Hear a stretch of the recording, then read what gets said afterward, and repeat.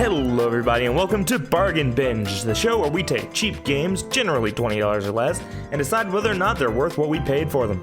Think of it as kind of a review show slash indie spotlight. In this episode, we're looking at Heart and Slash, developed by a heart full of games and published by Badland Indie. Specifically, I played the Xbox One version, which costs $19.99, but it's also available on PS4 and Steam. Heart and Slash is a roguelite 3D brawler with a surprisingly heavy story focus. Taking place 100 years after the Robo-lution, all humans have been wiped out and only robots remain. You play as Heart, a seemingly defective fighting robot looking to escape the factory they were built in and take down the Quality Assurance Program, or Quasi? I don't know, they spelled it all weird. Quasi was responsible for the robot uprising and extinction of the human race. The game starts you off in the factory where you're assembled, and from there you find randomly generated parts and weapons and use them to clear randomly generated rooms. So far so standard as far as roguelike games go. The big things that make this game really stand out are the combat and the upgrade system. Most roguelites can be grouped into one of three categories: dungeon crawlers, platformers, or top-down shooters. Heart and Slash is a 3D brawler that plays more like Devil May Cry or Bayonetta. You perform the usual heavy, light, and air attack combos, but this being a roguelite, there is a huge variety of weapons and weapon types, most of which have unique mechanics or combos. As you destroy enemy robots, you gain spare parts. Gather enough spare parts and you get an upgrade point.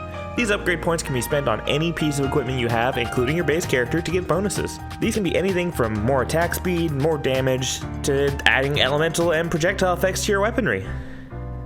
You can also recycle parts you aren't using on the fly to get some health back in a pinch. By that same token, if you find an item you don't like or don't like as much as what you have, instead of leaving it behind, just recycle it for health. The bosses are all interesting as well. There isn't really one that's just a big dude with lots of health. They all have either an obvious or not so obvious weakness that relies on the skills and mechanics you have learned to defeat them.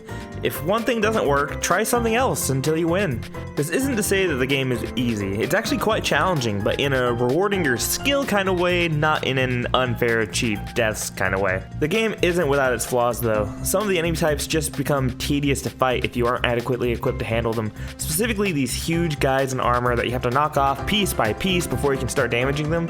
They aren't hard to defeat, but if you get locked in a room with 5 or 6 of them, it's gonna take you a while to get out. My other major complaint is with the camera. Maybe it's because the first level and parts of the second are comprised of relatively cramped areas, but it feels like you have to fight with the camera almost as much as the enemies. There's also the occasional glitch, most commonly just losing control of your character and standing there until the enemies kill you.